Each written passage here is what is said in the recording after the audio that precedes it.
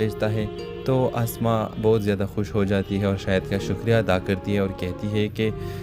बहुत शुक्रिया कि आपने मेरे घर रिश्ता भेजा। तो आप व्यूअर्स देखेंगे लेकिन आसमा का वालिद बहुत ज़्यादा गुस्सा हो जाता है और आसमा को कहता है कि मैंने जिससे तुम्हारा रिश्ता तय किया है, तुम्हारी शादी सिर्फ उससे होगी और ये ख्वाबें अपने जहन से निकाल दो। कभी भी मैं नहीं चाहूँगा कि तुम्हारी शादी शायद के साथ हो जाए। अब देखेंगे कि शायद एक कामयाब बिजनेसमैन बन जाता है और इस वजह से वो साबित कर देता है कि मैं आसमा के लिए कुछ भी कर सकता हूँ और उसके वालिद राज़ी हो जाता है और आसमा की रिश्ता उसके साथ तय हो जाती है, उन दोनों की शादी भी हो जाती है। तो इस ड्रामा सीरियल के हवाले से अपने राय की इजहार लाजमी कमेंट करें, साथ में हमारा यूट्यूब का चैनल इखलास टीवी को सब्सक्राइब करना मत भूलिए। थैंक्स फॉर वॉचिंग, अल्लाह हाफिज़। हेलो व्यूवर्स, इस ड्रामा सीरियल के आगाज़ में आप देखेंगे जब आसमा के घर वाले आसमा की शादी अपने रिश्तेदार से करवाना चाहते हैं जिसका रिश्ता बचपन में ही तय हो चुकी थी।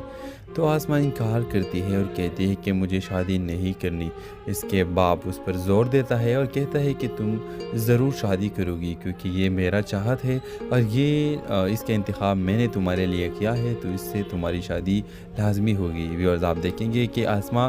कोई अनपढ़ नहीं है बल्कि वो ग्रेजुएट है और अभी वो अपनी तालीम मुकम्मल कर चुकी है और वो अपने यूनिवर्सिटी में एक अपने पहलों को पसंद करता है और इस वजह से वो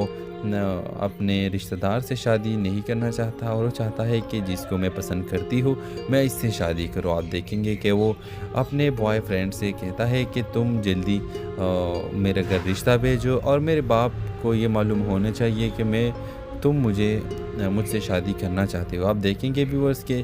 जब शाहिद उसके घर रिश्ता भेजता है तो आसमा बहुत ज़्यादा खुश हो जाती है और शाहिद का शुक्रिया अदा करती है और कहती है कि बहुत शुक्रिया कि आपने मेरे घर रिश्ता भेजा। तो आप व्यूअर्स देखेंगे लेकिन आसमा का वालिद बहुत ज़्यादा गुस्सा हो जाता है और आसमा को भेजता है तो आसमा बहुत ज़्यादा खुश हो जाती है और शाहिद का शुक्रिया अदा करती है और कहती है कि बहुत शुक्रिया कि आपने मेरे घर रिश्ता भेजा। तो आप व्यूअर्स देखेंगे लेकिन आसमा का वालिद बहुत ज़्यादा गुस्सा हो जाता है और आसमा को कहता है कि मैंने जिससे तुम्हारा रिश्ता तय किया है, तुम्हारी शादी सिर्फ उससे होगी और ये ख्वाबें अपने जहन से निकाल दो। कभी भी मैं नहीं चाहूँगा कि तुम्हारी शादी शायद के साथ हो जाए। अब देखेंगे कि शायद एक कामयाब बिजनेसमैन बन जाता है और इस वजह से वो साबित कर देता है कि मैं आसमा के लिए कुछ भी कर सकता हूँ और उसके वालिद राज़ी हो जाता है और